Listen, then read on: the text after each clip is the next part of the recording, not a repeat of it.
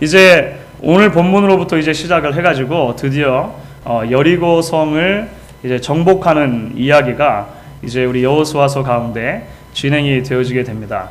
사실 구약 성경의 여호수아서 하면 가장 유명한 이야기, 가장 먼저 떠오르는 이야기가 아마도 여리고성 정복하는 이야기가 아닐까 싶습니다.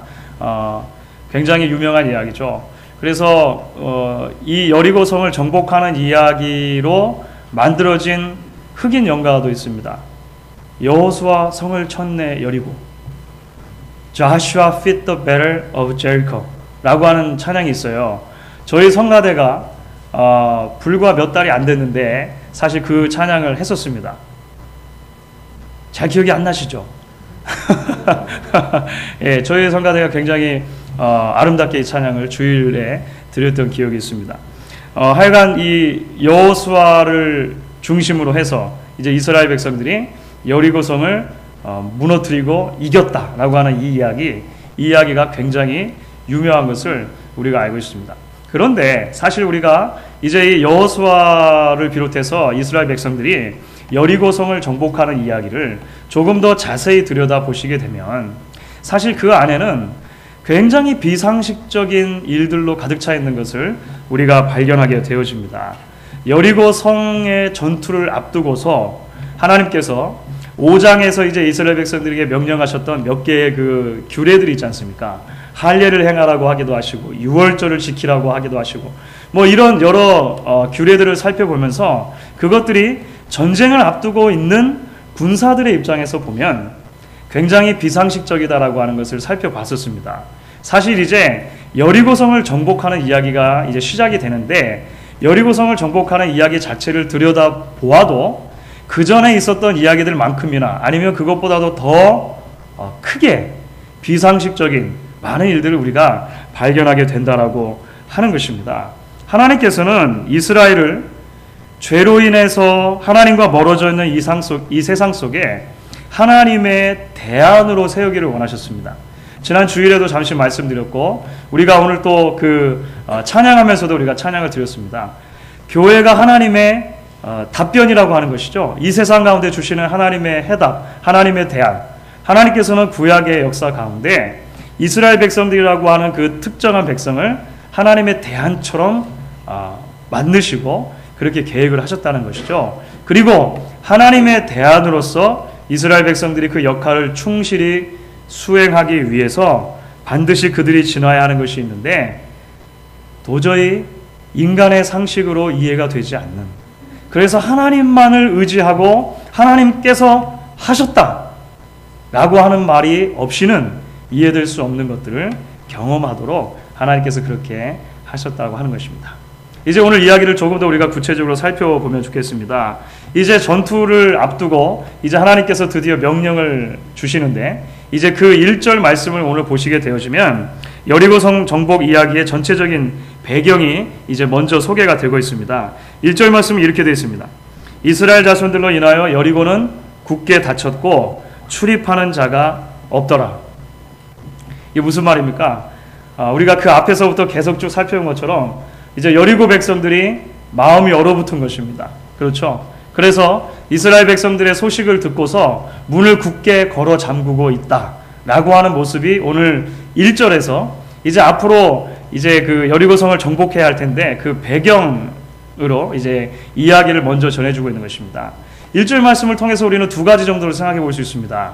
한 가지는 무엇이냐면 우리가 2장의 이야기를 보시면 여호수아가 2명의 정탐꾼을 여리고성으로 파송을 했습니다. 그렇죠? 그 두 정탐꾼이 누구를 만나죠?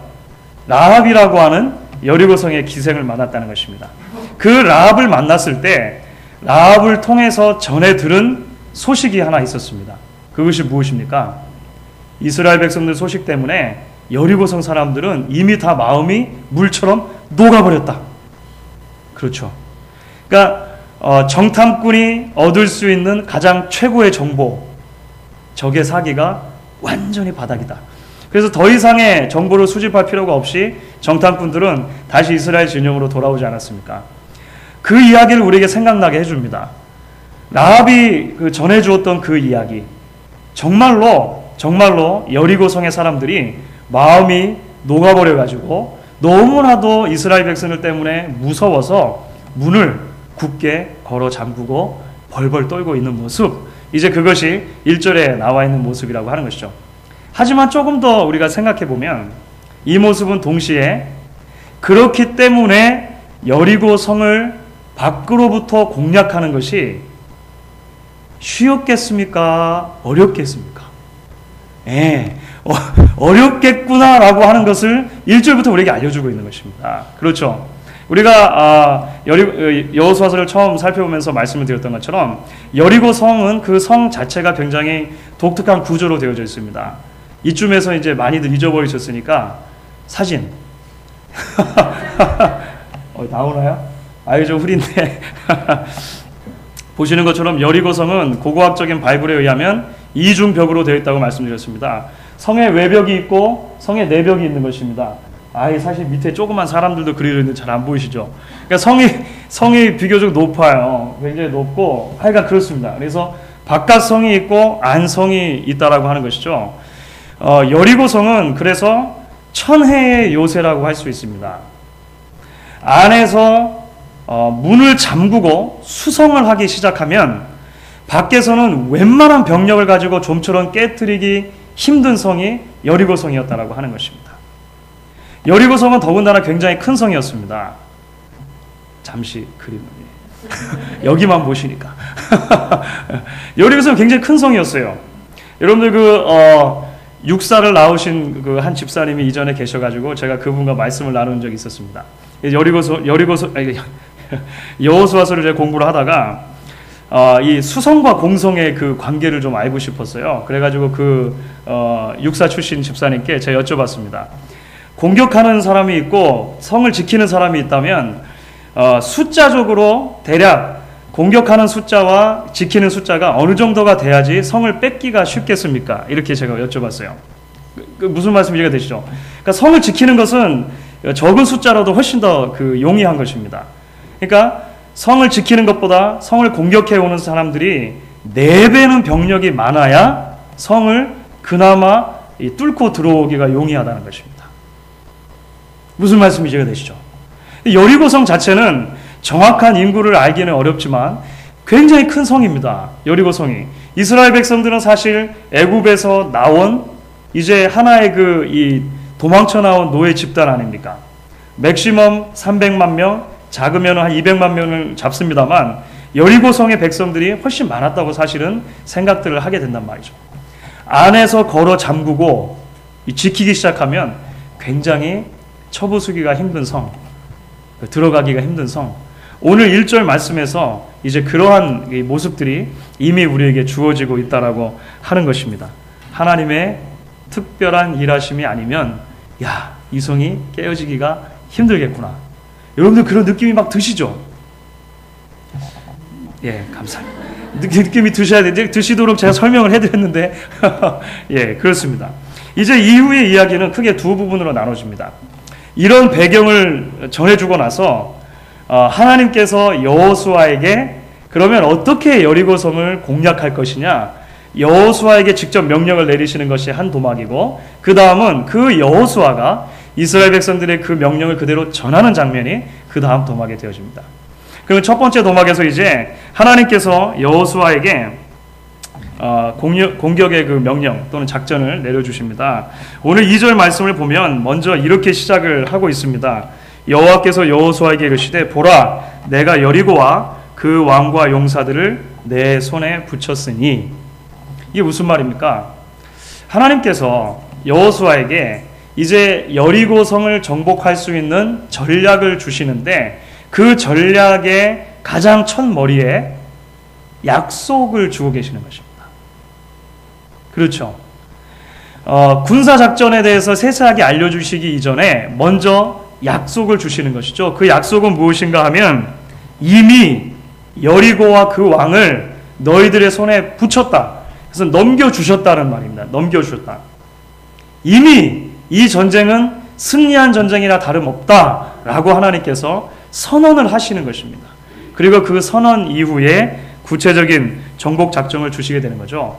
사실은 어떻게 싸워라라고 하는 말씀을 주시기도 이전에 이미 이 전쟁은 승리한 전쟁이다라고 말씀하시는 것도 놀라운데, 이제 그 이후에 주어지는 정복 작전은 훨씬 더 우리를 놀라게 하는 것입니다.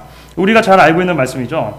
3절부터 5절까지에 나와 있습니다. 그것은 무엇이냐면, 이게 세부적인 군사 전략이 주어졌는데요, 군사 전략이라고 보기엔 좀 어려운 점이 많이 있습니다. 그렇죠. 군사 전략하면 대체적으로 어느 부분이 약함으로 그쪽을 먼저 뚫고 들어가든지 이런 거 있지 않습니까? 세부적인 어디다 매복을 두든지 이런 거 있는데, 그런 것이 아니고 군사 전략을 주셨는데 언약궤를 맨 제사장들이 앞서가고 사람들은 모두 다 따라서 성을 한 바퀴 돌고 다시 진으로 돌아와라. 다음 날도 똑같이 해라. 성을 돌라는 거예요. 성을 돌라. 그리고 7번째 되는 날은 성을 7번 돌아라. 그리고 소리를 질러라. 그러니까 군사작전이라고 보기에 굉장히 힘든 일이라고 하는 것이죠. 아마도 전 세계 전쟁사에서 유례를 찾아볼 수 없는 그런 작전인지 모르겠습니다. 여러분, 언약궤를 중심으로 해서 이스라엘 백성들이 성 주변을 돌고 있는 모습을 한번 생각해 보십시오. 여리고 성 안에 있는 여리고 백성들에게 이스라엘 백성들은 지금 자신들의 군대의 그 전력을 전부 다 드러내는 것이죠. 그렇습니까? 그렇지 않습니다. 그렇죠. 예. 전력을 다 드러내놓고, 보라, 우리는 이만큼이다, 이게 다다 라고 하는 것처럼 다 드러내고 성을 돌고 있는 것입니다. 거기에 어떤 군사 행위도 없이 그냥 돌라고만 말씀하셨을 때, 그것이 이전에 전쟁을 앞둔 이스라엘 백성들 남자들에게 할 일을 행하라 라고 하신 것만큼이나 얼마나 황당하고 얼마나 비상식적인 문제냐고 하는 것입니다. 그런데 결국 하나님께서 왜 이런 명령을 이스라엘 백성들에게 내려주고 계시는 것입니까? 여리고의 전쟁이 결국 사람의 전쟁이 아니다라고 하는 것을 하나님은 계속 말씀해주고 싶으신 거예요. 사람이 싸워서 이긴 것이 아니다. 사람의 방법으로 쟁취한 것이 아니다. 이 전쟁은 하나님의 전쟁이다라고 하는 것을 하나님께서는 계속 이스라엘 백성들에게 알려주시는 것입니다. 아주 비상식적으로 보이는 그 명령을 통해서 사람의 상식을 훨씬 뛰어넘는 하나님의 놀라운 구원을 이스라엘 백성들로 하여금 경험하도록 하신다라고 하는 것입니다.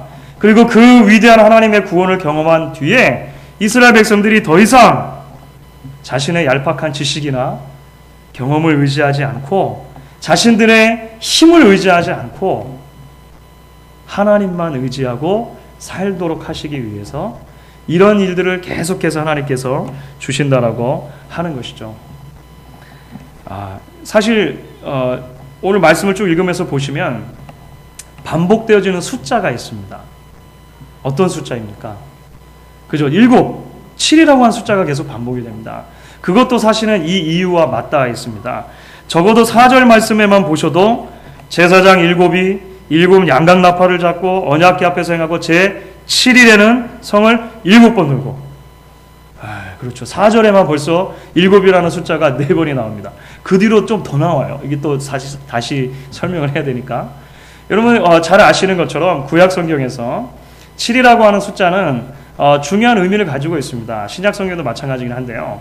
7이라는 숫자가 그 이스라엘 사람들의 개념으로 보면 전체를 나타내는 전체성의 의미가 있습니다. 또는 온전함을 나타내는 그 wholeness, 온전함, 그러니까 부분이 아니고 완전한 것, 그런 의미가 있고, 또 어떤 것이 완전히 다 끝났다라고 하는 completeness 이 뜻도 가지고 있습니다. 어떤 것이 미완성이 아니고 완전히 끝났다, 뭐 이런 의미도 7이라는 그 숫자 안에 담겨져 있는 그런 의미라고 볼 수가 있죠. 결국 무슨 말입니까? 하나님의 군사작전이 이제 펼쳐지고 있는데 7이라는 숫자, 7이라고 하는 숫자가 계속해서 반복되고 있습니다. 역시 그것도 이스라엘을 위해서 싸우시는 그 하나님의 전쟁이 하나님의 완전한 승리 또는 하나님의 완전한 영광을 드러내는 방법으로 이 전쟁이 치러질 것이라 하는 것을 하나님께서 계속해서 강조하시는 그러한 역할이 있다라고 하는 것입니다. 하나님께서 이제 이렇게 명령을 주셨습니다. 누가 명령을 받은 것입니까? 여호수아가 받은 것이죠. 여호수아가 1차적으로 받은 것입니다. 이제 남은 것은 무엇이냐면 그 여호수아가 이스라엘 백성들에게 가서 이 명령을 전하는 것이죠. 그래서 오늘 6절과 7절 말씀을 보면 여호수아가 이제 이스라엘 백성들에게 가서 그 명령을 그대로 전하는 장면으로 연결이 되어지고 있습니다. 전쟁의 최종 책임자이신 하나님께 전략을 하달받은 것이죠. 그래서 이스라엘 백성들의 총 사령관이 되어지는 여호수아가 이스라엘 백성들을 모아놓고 이제 이 작전을 브리핑하는 것입니다. 그런데 여러분 한번 상상을 해보시면 좋겠습니다. 여러분들이 여호수아의 입장이 한번 돼보시면 좋을 것 같아요. 하나님으로부터 이제 여리고성은 앞으로 이렇게 공격할 것이다 라고 하는 그 작전을 명령을 받았습니다. 이제 여호수아의 역할은 뭐냐면 그것을 전해주는 것입니다. 전해주는 여호수아의 입장에서 하나님의 명령이 100%다 이해가 되었을까요? 여러분 그런 생각 혹시 해보셨습니까? 여호수아는 우리와 성정이 달라서 믿음이 좋은 사람이니까 여호수아라고 어떻게 이것이 100% 머리로 다 이해가 됐겠습니까? 여호수아가 모세를 따라서 광야에서 전쟁을 한 것이 몇 번이었겠습니까? 그렇죠. 장군 중에 장군이었단 말이죠. 그런데 전쟁의 기본적으로 상식으로 생각해 볼 때 사실은 전혀 말이 안 되는 것처럼 보이는 비상식적인 명령을 자신이 하달받은 것입니다. 그럼에도 불구하고 여호수아는 지금 어떻게 하고 있냐면 자기가 받은 명령을 그대로 이스라엘 백성들에게 전해주고 있다라고 하는 것입니다. 머리로 다 이해할 수 없었고 감정적으로 그것이 100% 동의되지 않는 상황이라 하더라도 하나님의 약속을 약속으로 신뢰하고 그것을 붙드는 것은 별개의 문제일 수 있다라고 하는 것이죠. 사랑하는 성도 여러분, 우리가 믿음을 감정의 문제로만 보는 것은 사실 큰 잘못이라고 할 수가 있습니다. 우리의 마음이 좀 동해야, 마음이 좀 감동이 돼야, 마음이 좀 뜨끈뜨끈해져야 믿음이 좀 성장하는 것 같기도 하고 뭔가 좀 일할 것 같기도 하고. 그런데 여러분, 성경은 우리에게 우리의 감정이 100% 하나님 앞에서 굴복되지 못한 상태라 하더라도 우리의 믿음은 의지를 발동해서 하나님 앞에 나아갈 수 있는 것이라고 설명을 합니다. 이것이 바로 여호수아의 경우에서 우리가 볼 수 있다고 하는 것이죠. 모든 것이 다 머리로 이해되지 않고 가슴으로 다 받아들여지지 않아도 그 말씀을 내가 붙들고야 말겠다라고 하는 의지의 결단, 그것이 믿음으로 나아가게 하는 것이고 그것이 기적을 체험하게 한다라고 하는 것입니다. 여호수아는 이 전쟁에서 자신의 역할이 무엇인지를 잘 알고 있었던 것 같습니다. 하나님의 명령에 대해서 자신의 논리를 덧붙여서 판단하는 것은 자신의 몫이 아니라고 하는 것을 여호수아는 알고 있었던 거예요. 비록 자신이 이스라엘의 전체 총사령관이긴 하지만 우리의 영원한 총사령관은 하나님이시다라고 하는 것을 기억하고 그 하나님의 명령을 전달받았을 때 믿음으로 붙들고 나간다라고 하는 것입니다. 그것이 바로 하나님의 전쟁이 시작될 수 있는 출발점이었다라고 하는 것이죠. 이제 하나님의 전쟁이라고 하는 그 전체적인 주제와 관련해 볼 때 우리가 사실 오늘 본문 가운데 몇 가지를 좀 더 생각해 볼 수 있다라고 그런 생각이 듭니다. 오늘 먼저 6절 말씀을 보면 이렇게 이야기를 하고 있습니다. 6절 말씀을 한번 같이 읽겠습니다. 6절입니다. 눈의 아들 여호수아가 제사장들을 불러서 그들에게 이르되 너희는 언약궤를 메고 7 제사장은 7 양각 나팔을 잡고 여호와의 궤 앞에서 행하라. 우리가 잘 아는 것처럼 이스라엘 백성들이 요단강을 건널 때도 언약궤가 앞에 섰었습니다. 그렇죠. 그래서 언약궤를 앞세우고 요단을 건넜던 것처럼 이제 여리고성을 정복하기 위해서 이제 여리고성을 도는데 그 주변을 맨 앞에 언약궤를 세우라 이렇게 이야기를 하고 있습니다. 언약궤를 매게 됐습니다. 어깨에. 그러니까 언약궤를 맨 제사장들은 언약궤에만 신경을 쓸 수밖에 없습니다. 그렇죠. 혹여라도 나타날지 모르는 여리고성의 복병을 전혀 맞을 수 없는 상태인 거예요. 그 앞에 7명의 제사장이 더 서 있습니다. 근데 7명의 제사장들은 손에 뭘 들고 있긴 들고 있어요. 근데 뭘 들고 있는 것입니까? 나팔. 나팔이 무기는 아니죠. 그렇죠. 나팔이 무기는 아닙니다. 물론 이제 양각으로 만들었습니다. 양뿔로 만드는 것이긴 하지만 무기는 아닙니다. 그것은 이제 이 승리를 자축하는, 또는 특별히 구약에서 양각 나팔은 전쟁에서 물론 그 전쟁의 신호를 나타내는 것으로 사용되기도 했습니다만, 여러 정황 속에서 하나님의 구원을 찬송할 때 이 쇼팔이라고 하는 양각 나팔을 사용했던 것을 우리가 보게 되어집니다. 하여간 나팔은 무기가 아니다. 그러니까 대체적으로 전쟁을 할 때 맨 앞에 최정예를 세우는 전쟁의 상식과도 조금 어긋나는 것이죠. 그렇죠. 전혀 싸울 수 없는, 싸워보지도 않은 제사장들은 태어나면서부터 레위인으로 제사장으로 분리가 돼가지고 성전에서 수종드는 일들만 했단 말이죠. 그들은 군인이 아니었습니다. 그들을 앞에 세우고 앞에 이제 양각 나팔을 든 다른 제사장들을 세웠다라고 하는 것입니다. 또 하나 살펴볼 것이 있습니다. 7절 말씀입니다. 7절을 보면 재미있는 이야기가 하나 나옵니다. 또 백성이 이르되 나아가서 성을 돌되 무장한 자들이 여호와의 궤 앞에 행하며, 그렇죠. 무장한 자들이 여호와의 궤 앞에 행할지니라. 도대체 왜 무장한 군사들을 여호와의 궤 앞에 세웠을까? 학자들이 여러 가지로 생각을 해봅니다. 혹시라도 아까 말씀드린 것처럼 혹시라도 모를 적의 공격에 대비해서 적어도 언약궤를 보호할 목적으로 앞에 세웠다라고 하는 사람들도 물론 있습니다. 그런데 여러분, 사실 이스라엘의 주력 부대는 훨씬 더 뒤에 있습니다. 그 나중에 보시면 아시겠지만 이스라엘의 주력 부대는 저 뒤에 멀찌감치 떨어져 오고 있다고 하는 것이죠. 그러니까 이 언약궤와 제사장들을 보호할 목적이라면 사실은 요 정도 가지고는 숫자가 안 되는 거예요. 조금 문제가 있습니다. 의장대라고 아십니까? 의장대? 의장대.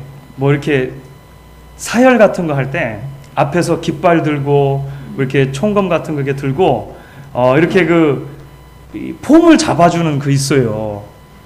그 있습니다. 그러니까 이게 의장대는 좀 잘생긴 사람들, 좀 키도 크고 이런 사람들 뽑아가지고요 쫙 세워놓고 깃발 들고 이렇게 멋있게 탁 해가지고요 그 어떤 행렬의 앞에 쫙 세워서 이 행진해 나갈 때 앞에 세워놓는 그런 어떤 그 좋은 모양 이런 거 있는 것입니다. 어떤 학자들이 그래서 어떻게 설명하냐면 이것은 바로 의장대의 역할이다라고 하는 그런 이야기를 하는데 훨씬 더 저는 이 해석이 오늘 본문에 가깝다라고 생각을 합니다. 이게 무슨 말입니까? 마치 전쟁에서 승리하고 장군이 돌아왔을 때 앞에서 의장대들이 쫙 사열을 해가지고 먼저 앞서가고 그 뒤에 승리한 장군이 쫙 따라가고 그 뒤로는 이제 그 장군과 함께 싸웠던 군사들이 쭉 따라오는 거 아닙니까? 그렇죠. 마치 이미 승리한 전쟁을, 그죠? 이미 승리한 전쟁을 축하하는 자리처럼 보인다라고 하는 것입니다. 그래서 굳이 이게 적당한 그림이 없는데 이렇게 보일지 모르겠습니다. 이게 흑백인데요. 아이고 참. 그러니까 나하고 저 앞쪽에 이제 의장대가 가야 되는데 이게 사실 잘 안 보이시죠? 이게 의장대가 앞에 가고 이렇게 가고 언약궤를 가고, 언약궤는 우리가 잘 아는 것처럼 하나님의 임재의 상징인 것입니다. 하나님께서 마치 승전하신 장군과 같이 이제 가고 있는 것이죠. 그리고 그 앞에 의장대가 사열해가지고요 승전하시는 왕을 이제 같이 호위하고 있는 모습처럼 보이고, 그 뒤로 이미 승리한 이스라엘 백성들이 따라가고 있는 모습처럼 사실은 여리고성의 전투를 위한 전략 작전이 보여진다고 하는 것입니다. 감사합니다. 그렇죠. 이 얼마나 놀라운 일이냐고 하는 것입니다. 이미 승리한 모습으로 승전가를 울리며 등장하는 모습처럼 이제 오늘 여호수아와 이스라엘 백성들이 가나안 땅에서 싸우는 첫 전쟁, 여리고성과의 전쟁이 진행이 되어지고 있는 것입니다. 그 안을 살펴보면 비상식적인 일들로 굉장히 가득 차 있는 것 같습니다. 하지만 그것은 모두가 다 놀라운 하나님의 구원을 경험하도록 하는 하나님의 장치였다라고 하는 것이죠. 여러분, 오늘날 교회가 간혹 상식이 통하지 않는 공동체라고 하는 질타를 많이 받게 되어집니다. 여러분들 그런 말씀 들어보셨죠? 상식이 통하지 않는 공동체. 보통 모든 사람들이 알고 있거나 수긍할 수 있는 일반적인 지식 또는 교양을 상식이라고 한다면 상식이 통하지 않는 교회는 분명히 문제가 있습니다. 그렇겠죠? 저는 그 부분에 대해서 굉장히 중요하게 생각합니다. 상식과 소통, 굉장히 중요하게 제가 생각하는 그 담론 중에 하나들입니다. 상식은 굉장히 중요한 것입니다. 하지만 동시에 교회가 상식의 수준에만 머무는 것으로는 하나님께서 원하시는 이 땅의 대안이 될 수 없는 것도 분명한 것 같습니다. 상식을 넘어서는 것과 몰상식은 좀 다른 것입니다. 그렇죠? 우리는 충분히 상식적이면서도 그 상식을 넘어서는 하나님의 능력을 기대할 수 있고 그 하나님의 능력을 경험할 수 있다라고 하는 것입니다. 사랑하는 성도 여러분, 하나님께서 예수 그리스도 안에서 보여주신 그 구원은 어쩌면 이 세상에서 가장 비상식적인 것일지도 모르겠습니다. 여리고성 주위를 그저 한 바퀴씩 돌고 나중에 7바퀴를 도는 것보다도 우리를 구원하시기 위해서 하나님께서 자신의 아들 예수 그리스도를 십자가에 내어주시는 것이 여러분 더 비상식적이지 않느냐라고 하는 것입니다.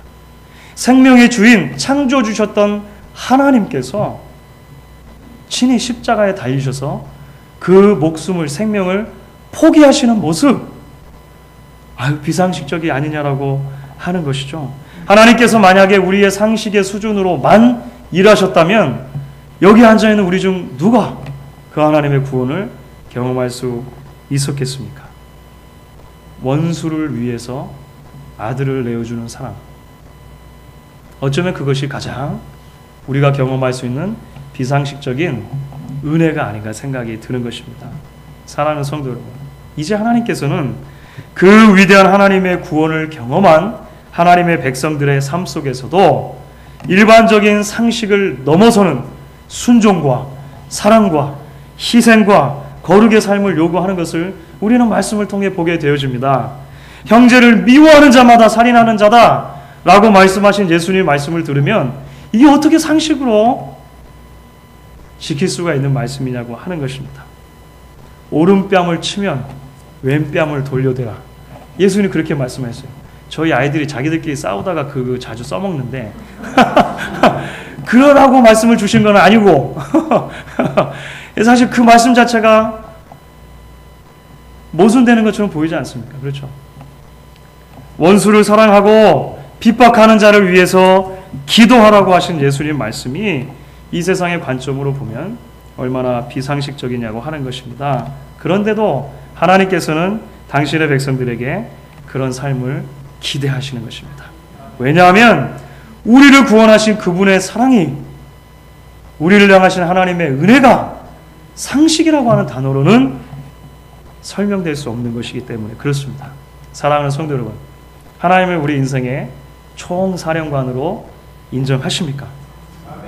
그렇다면 하나님께서 오늘 우리에게 전해주시는 이 비상식적인 이야기 속에 요구되는 우리를 향하신 하나님의 그 삶의 비전을 붙들고 함께 하나님이 기뻐하시는 거룩한 백성으로 이 땅을 살아갈 수 있게 되어지기를 주님의 이름으로 간절히 부탁드리는 것입니다.